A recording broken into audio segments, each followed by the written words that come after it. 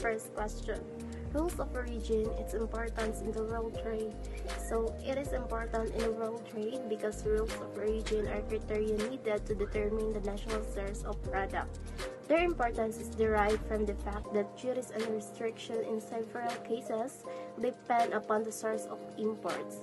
There is a wide variation in the practice of governments with regards to the rules of origin, and also rules of origin are essential to determining the amounts of custom, duties, and taxes to apply on goods, in parallel with customs classification and assessment. Second question. Free trade agreement that is important to the Philippines. In summary, free trade agreements facilitate the flow of products and services between the countries that are part of it, allowing exporters that include small and medium enterprises to earn more. The lowering of tariffs for industrial product imports will also benefit companies in the Philippines, including small-medium enterprises. The FTA provides the Philippines duty-free market access for all industrial and fisheries tariff lines upon entry into force of the FTA. Third question. Trade remedy measures, the anti-dumping, countervailing, safeguard measures. First is anti-dumping. The most commonly used are anti-dumping measures to counteract unfairly low prices. Anti-dumping duty is a tariff imposed on imports manufactured in foreign countries that are priced below the fair market value in several goods in domestic market.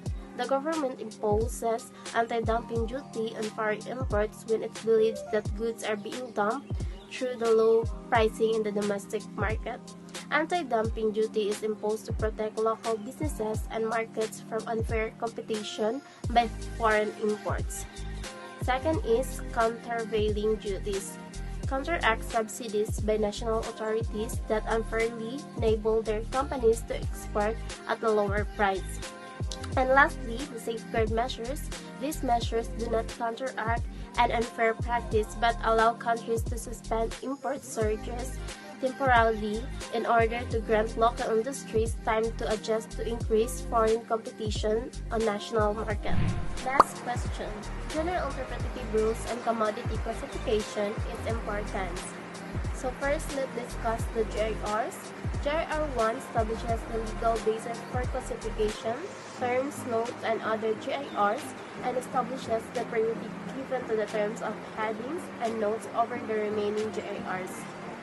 GIR 2, extension of the scope of the headings to cover mixtures, composites, and assembled, unfinished, or incomplete goods. GIR 3, dissolution of classification when two or more headings are possible. GIR 4 provides for completely unforeseen goods that are not otherwise covered. GIR 5 covers the treatment of packaging materials and containers. And lastly, the GIR 6 provides that the same process is independently followed at each other subheading level.